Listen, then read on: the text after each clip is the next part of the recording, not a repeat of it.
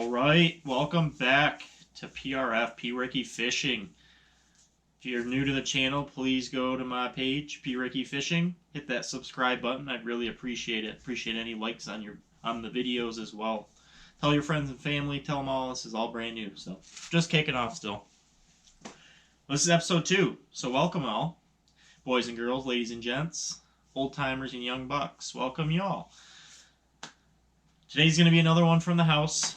It is still this yucky winter stuff here in Michigan. And this is going to be a special one, so I'm dropping it on my 25th birthday. So we're going to have 2 parts.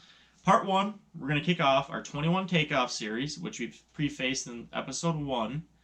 We're going to go through the details of our schedule and kind of talk a little bit high overview of each event. And then we're going to have some fun.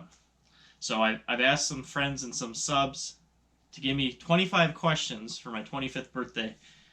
So we're going to go through the 25 questions, and I'll have to be honest, I half read most of them when I was just writing them down on my computer, but I actually haven't prepared for any of them. So this is going to be crude and pretty raw, and we'll see what happens, but I've seen there's a good mixture of questions, so we're going to have fun. But let's start with our 21 takeoff schedule. Let's go.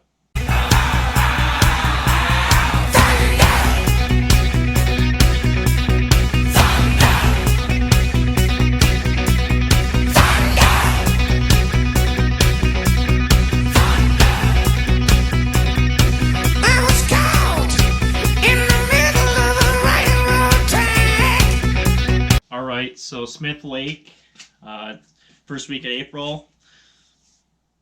I've never fished Alabama water. I've never fished spotted bass, so it's going to be a great learning experience for me and something that will be a fun time, I think, too.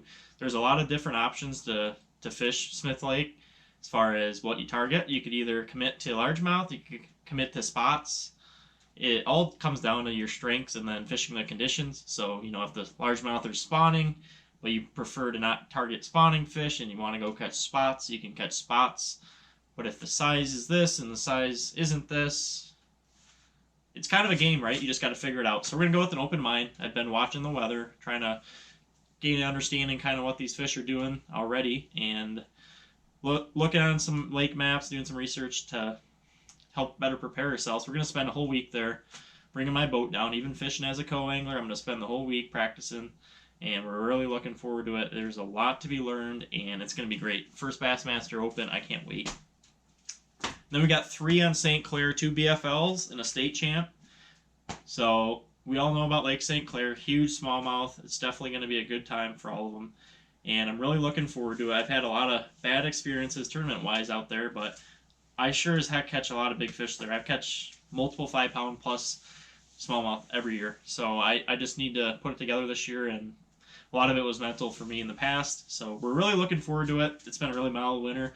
A lot of shallow fish to come, and the Canada restrictions have a chance to be lifted this year, so that's going to be a big game player as well.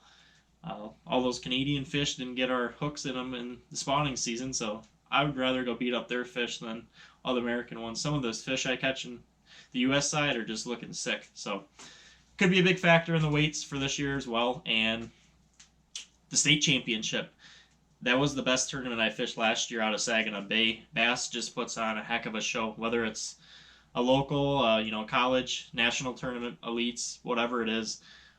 Bass just has it going on, and I'm with Bass and just their whole platform and how they want to develop and build their anglers. It's incredible.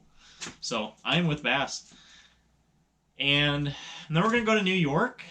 So that's going to be fun. I thought Lake St. Clair was the big pond.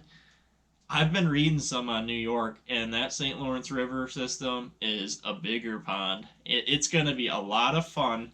It's kind of a late summer fall deal, so I'm hoping I can still find some offshore structure and fish my electronics per se.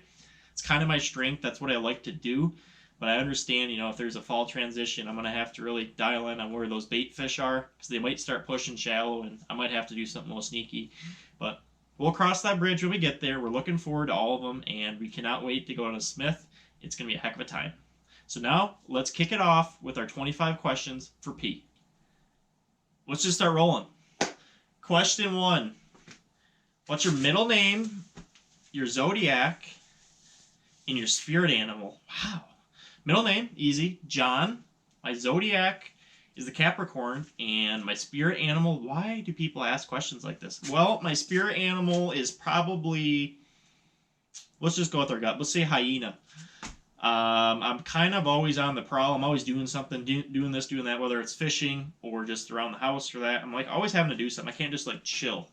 So probably hyena. Ranger's the same way. You should see all his toys all over the place. He looks like me with all my fishing tackle. You could step on a crankbait, you could step on a dog toy at my place. It doesn't matter. There's this stuff. Yeah, it's chaos. Okay. How many siblings do you have? I have 2 siblings, so that would mean I am the youngest of 3. Brian and Eric are my older brothers. I love them to death. 2 siblings. Smallies or Largies? We know the answer here. 100% Smallies.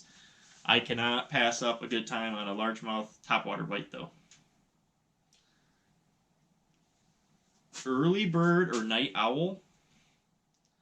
Well, people know I'm kind of a crazy one. I tend to get up at about 4 o'clock every day. I like to get my workout and some devotion time in before I start work. So I'm definitely an early bird, but I stay up late watching fishing or watching whatever, 11, 12. So I probably get about 20 something hours a week. So a little bit of both, I don't know. Go to bait when the bite is tough. Well, we all know one. It's the Ned, the turd, whether it's the finesse or big, more so the finesse. So simple, shaky head type deal. It's it just catches them. But my sneaky one would probably be the chatterbait. You could catch the fish on a bladed jig every month of the year that there's open water. It's so deadly, especially with largemouth, but smallmouth as well. We're not going to talk about that because it's not well known, but yeah, chatterbait. Does pineapple go on pizza? Why do I get questions like this? No. Hard no. Oh, this is a fun one. What's the favorite part of your job? Well, it's been kind of hard this year. Well, year as in since COVID started. I've been working from home since March, and that's where I really started to realize what I missed about my job, and that was the interactions with others and working with the plants and that directly. I really am a people person, so if I can feel like I make a difference, live with the team in person. I'm a very personable person, so working with others and as a team is probably what I like about my job. Oh, good. What are Rangers' nicknames? Okay. These 2 are founded by my mother, so I will kind of try to show like a diagram as I go through these. So he started, I got him when he was about 8, 9, 10 weeks, something like that. I don't know, he's young. And he grew into the bubble butt phase. So he was really small, right? And then he would just kind of come back and just fill in. It was just like this big bubble. So he started out as bubble butt. That's his nickname number 1. As he grew, he was kind of just like a rolling pin. He kind of went this way, and he got long. He's like a long string bean, and it just keeps coming back, and then it just keeps going to that bubble. So now he is what we call the hipster. So when he walks, he kind of like has this swing, like a little pep in his step. I don't know what it is, but he kind of like moves back and forth, and he's kind of like just, grooving. He's grooving to the music or something, trying to show off for the ladies. I don't know exactly what he's doing, but he's a bad dude on the street when he's doing that walk. I tell you what. Okay. Hardest time of the year for me to catch bass? It's a good one. It would probably be that winter to pre-spawn transition. So I tend to catch bass pretty well actually in the winter compared to most people. Partially due to the electronics that I have, but if you can find the deep holes in the vertical structure that suits it best, that they don't have to move much as they're lethargic, it's pretty easy. That transition to the flats as they start thinking about staging and spawning and all that, things can get a little hairy-jerry. Typically smallmouth, the pre-spawn bite's unbelievable, but I know my largemouth, pre-spawn bite isn't usually great, to be honest with you. So that's something I definitely need to work on.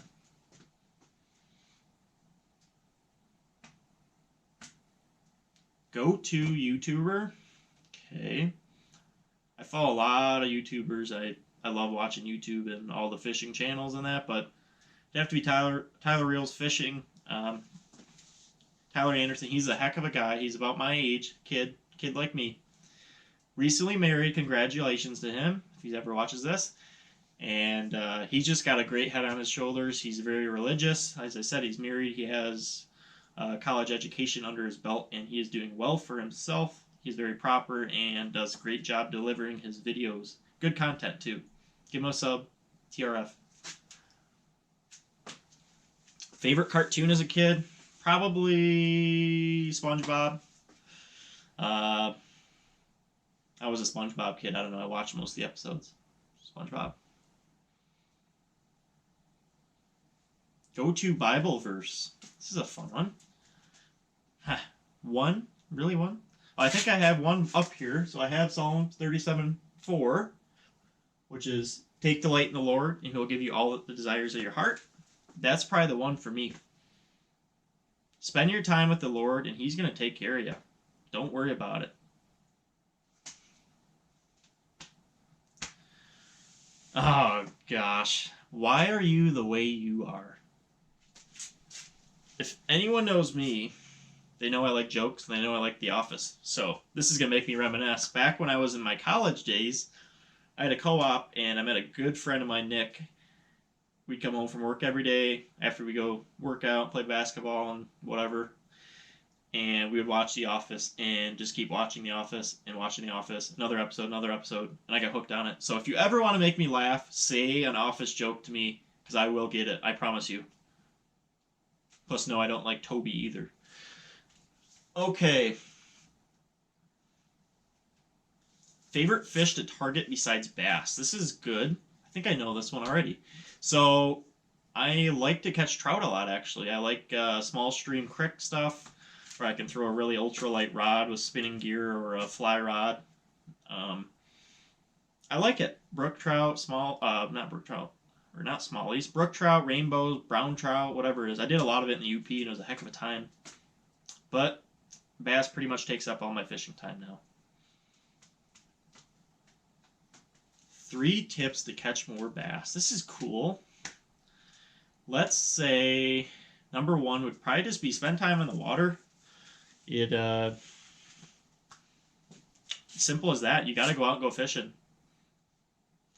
Number 2 is one that you learn over time and definitely is hard sometimes, but it's trust your gut. There's times that you got to do something really strange or out of the blue, right? You might have a weather front come in the night before a tournament, screw up everything you had in practice. Trust your gut, figure out what you think makes the most sense, and just do it. You'll get burned sometimes, but there's other times you can be rewarded. I guarantee you that. And number 3, this is one that I really, it's a pet peeve of mine because I see it every day. Understand how to use your electronics. If you do not know how to use your electronics, you're just buying something to be flashy, but you do not know how to use it to your advantage. So this is something I've been spending a lot of time this off season is researching on how to read my electronics better, because there's a lot of people that just think, oh, I got Garmin Panoptics, I'm going to catch the heck out of them. But then you go on the boat with them and they don't know what they're doing. So that's a big pet peeve. Know how to use your electronics. It'll help you cash checks, I'm sure. And it's something I'm trying to get better at every day. It's not just that you have it, but you got to know how to use it. Favorite college bar? Ugh. We know this one. It is the Keweenaw Brewing Company, the KBC. If you ask my tech buds, the bros will say I was there probably once, maybe twice while I was at tech. I was really a good kid. I didn't really drink much beer in college. Maybe not. I don't know. Moving on. Best fishery in Michigan. This one's easy. Second place would be St. Clair, but it's got to be Saginaw Bay. We're not going to talk about Saginaw Bay because we don't talk about Saginaw Bay. Trolling motor and electronics setup. I run a Minn Kota Ultrex, best trolling motor on the market, a Garmin EcoMap 93 with Panoptics, and a Mega 360 down. And then at the console, I run 2 Mega 360s, a GPS, and a side. Best piece of life advice. Okay. My advice would be to not force anything. Trust in the Lord. You're going to go through hard times in your life, and you're going to go through good times in your life. Trust in Him, the good and the bad, and do your best. That's it. How important is color for catching smallies? I don't think it's very important personally. Smallies are pretty predatory, and if you put it in their face and it doesn't look like crap as far as your presentation, they'll probably eat it. What is your go-to plastics brand? It'd have to be Z-Man, between all the stick baits and Neds and trailers for chatters and spinner baits and all that. Definitely Z-Man. How important is setting goals? Another good one. Setting goals is critical. You have to. Okay? So look at it this way. It's kind of how I break it down. You set a goal, and then you develop a plan on how to reach that goal, right? Which includes a task. So you have to do a task. And then the whole part of it is executing the task. So you achieve your goal by completing the task and staying with your plan. If that makes any sense? So set goals, you have to. And you have to be diligent, and you have to do the things even when you don't want to do the things that are going to make you reach your goal. Okay. Go-to snacks on the water. Well, we'll do drinks and snacks. Terrible, but I love to drink me a Red Bull too often. And body armor and water are pretty good. Snackers, I enjoy me some jerky, some pizza combos, maybe a Rice Krispie treat, double chocolate chunk, whatever that one is. Pretty dang good. You see I eat high off the hog when I go on the water. I need to do better at that this year. But, yep, those are my snackers for on the water. Pump up song before a derb. This is cool. Well, I have a St. Clair one. I think some people probably know about it. It's Welcome to Detroit by Eminem. And, like, when I roll into that Harley Ensign ramp, I'm just always, like, jamming it. And I'm just, like, thinking, so electric, and all the boys are just buzzing. I'm thinking to myself, like, I don't know why, but the Detroit reference to St. Clair and that, I just get so fired up. I'm just, like, ready to just jump right out of my truck, go in the boat, and go fish right away. It just gets me wired. Sorry, I get excited about smallmouth. Favorite Elite Series Pro? This one I don't need any help with. I definitely have a favorite, and it's Stetson Blaylock. So I had the honor to fish with a good family friend of Stetson's last year on St. Clair. And he told me the whole story. So Stetson, he started fishing as a young kid, and he co-angled for 8 years. 8 years. I have huge respect for that, and I really want to do something similar because there's too many kids my age that are just so gung-ho about being a pro, getting your wrap boat, your wrap truck, fishing these big high-money events where it's like, whatever happened to development? Where was the learning? Where's all that going to take place? So I'm a big fan of Stetson because I like to go on that path as well and just keep learning. And as you learn more, you can compete at higher levels. You got to learn. I like that about him a lot. He's an Elite Series pro, so it worked out for him. Another thing would be, he's a Christian. The guy's got a good Christian family, a wife and kids, and I really respect that. I look high on the people that are Christians, and I really like that about Stetson. So that is number 25. We are done with the 25 questions with P segment, and we're going to go enjoy a piece of birthday cake and enjoy the rest of the day.